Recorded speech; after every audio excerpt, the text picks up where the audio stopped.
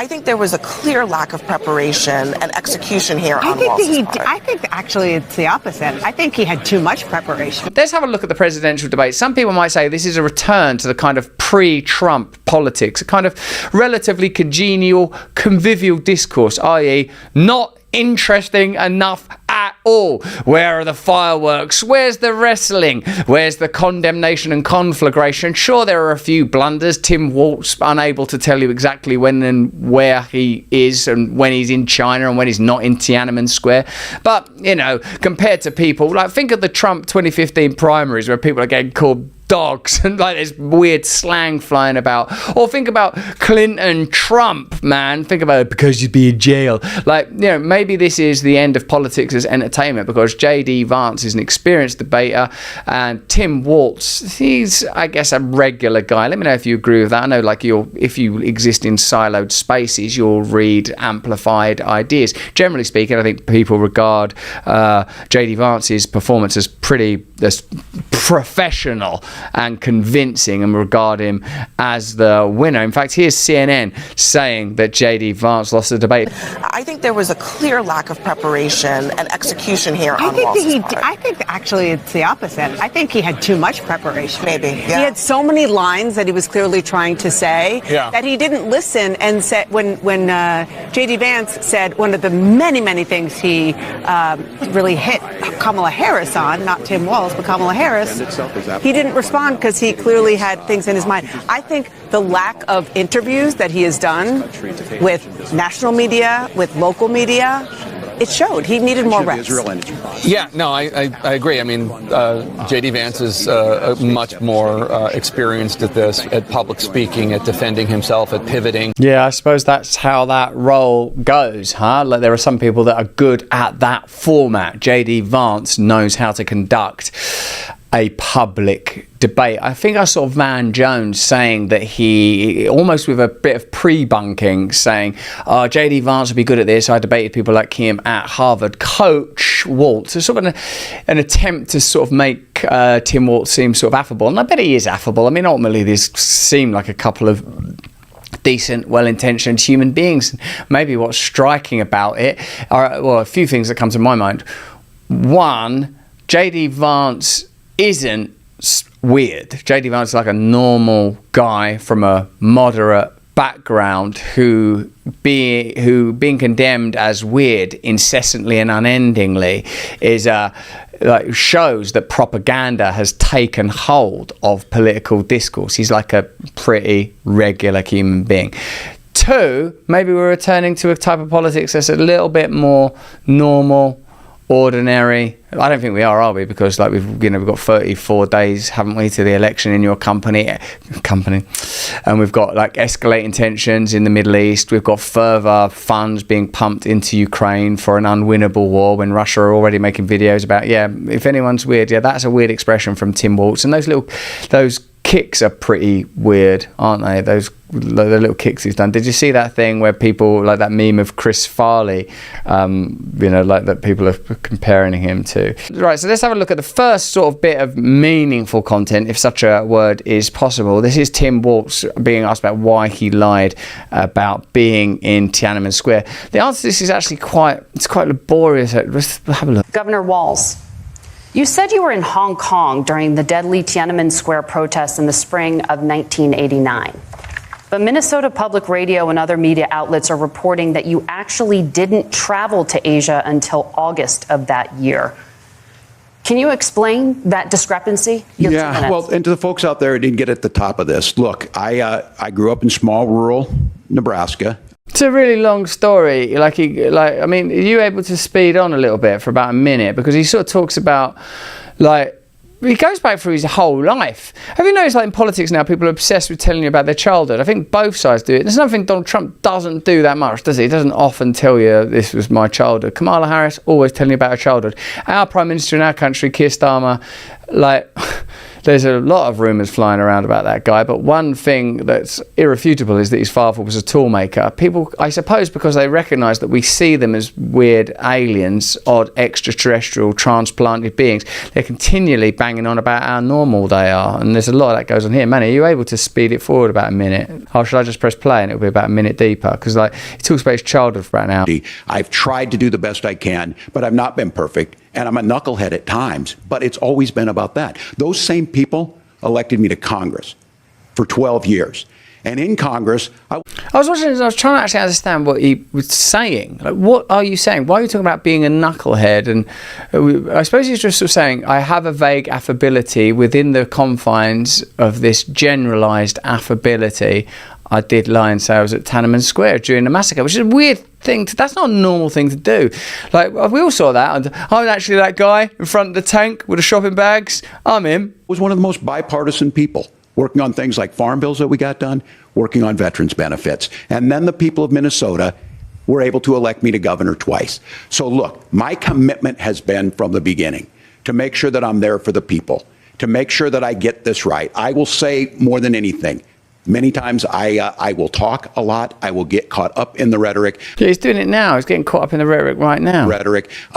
But being there, the impact it made, the difference it made in my life, I learned a lot about China. I hear the critiques of this. I would make the case that Donald Trump should have come on one of those trips with us. I guarantee you he wouldn't be... You might as well say he did. You weren't on the trip anyway. The whole trip's been made. Well, the trip's not been made up, but it's been conflated with a significant historical event. Why don't you say Donald Trump was there? Why don't you say Larry Bird was there? Why don't you say the Harlem Globetrotters were there? And why don't you say that there was, like, Mickey Mouse was there and that there was a golf tournament? I mean, once you're lying, you might as well say anything. I guarantee you he wouldn't be... praising Xi Jinping about COVID, and I guarantee you he wouldn't start a trade war that he ends up losing. So this is about trying to understand the world. It's about trying to do the best you can for your community, and then it's putting yourself out there and letting your folks understand what it is. It's about trying your best to help your community. It's not. It's about you said you were into Tiananmen Square madly out of nowhere. We can't continue to bring you this beautiful content without the support of our partners. Grand Canyon University, a private Christian university in Phoenix, believe that we are endowed by our Creator to life, liberty, and the pursuit of happiness from the Constitution. A Christian university, eh? GCU believe in equal opportunities and equip everyone to serve others in ways that promote human flourishing, creating, as they believe, a ripple effect of transformation.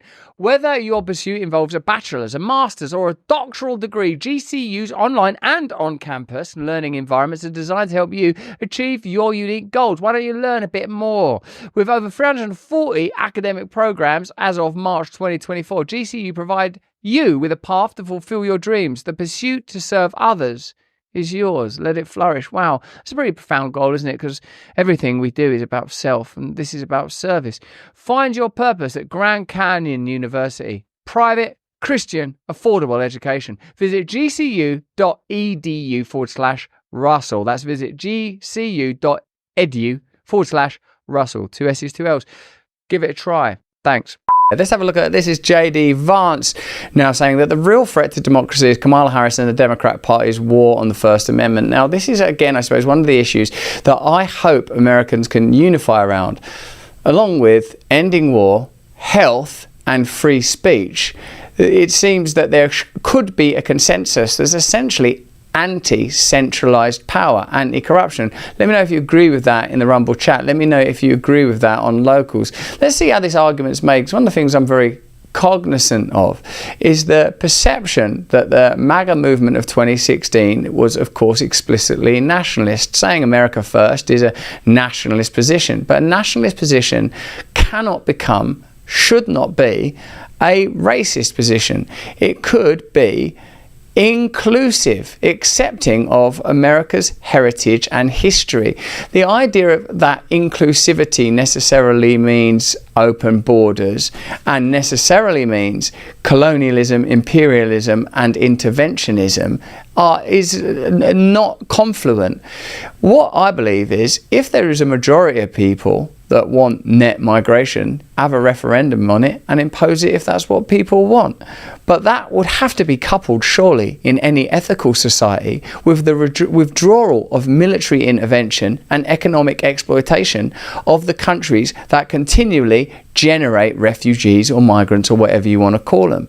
You don't benefit from exploitative political practices taking place in Haiti or Venezuela. Elites benefit from that, both in terms of the migration crisis that it causes and the economic opportunities that it affords. Let's have a look at J.D. Vance saying that the real threat to democracy is Kamala Harris's war on the First Amendment. Because if we can't speak freely, we're not going to be able to have the kind of conversations that are necessary at a time of fissure and confrontation. What we need now are healing conversations. Do you, let me know in the chat, have any faith that such a thing is possible in such an incendiary environment? Would you again seek to challenge this year's election results, even if every governor certifies the results? I'll give you 2 minutes. Well, Nora, first of all, I think that we're focused on the future. We need to figure out how to solve the inflation crisis caused by Kamala Harris's policies, make housing affordable, make groceries affordable, and that's what we're focused on. But I want to answer your question because you did ask it. Yeah, that's good debating, because what he's saying there is, I don't know about you, but I'm guessing that your concerns are primarily your own life. And I don't think that makes you necessarily selfish, but it's probably more relevant that fuel and food and warmth are expensive rather than abstract ideas about foreign wars.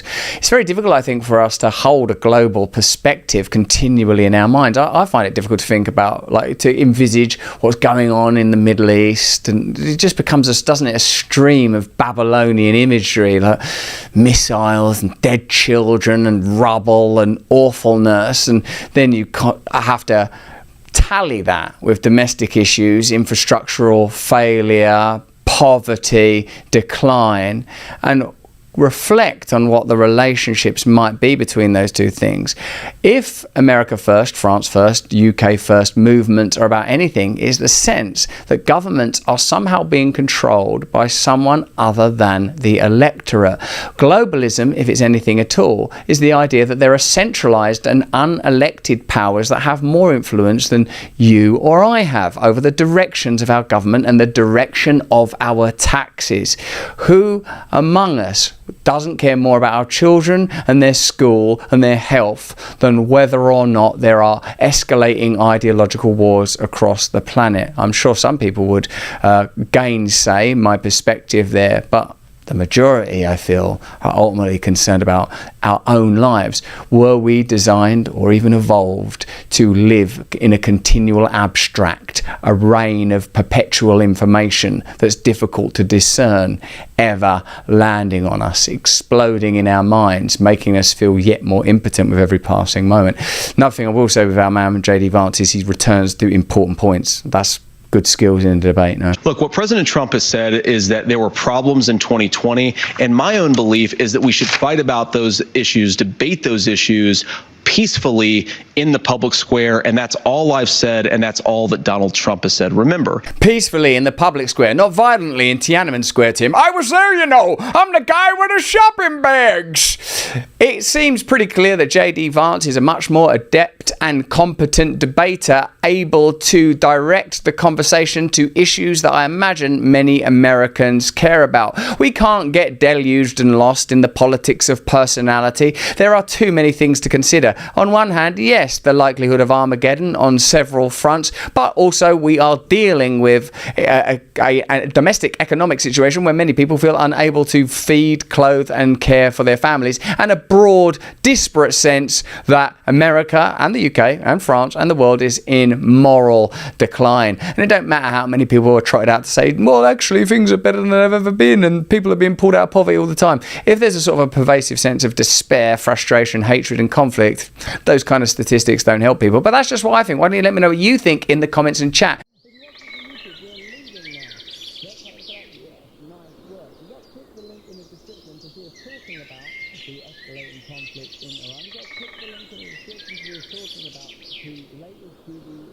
Hey, thanks for watching. If you want to see more uncensored content where free speech can flourish, join our live stream. Click the link right here to watch the next video if you want to, or become a member of a growing movement. Download the Rumble app and you'll be informed every time we make a new piece of content. Stay free.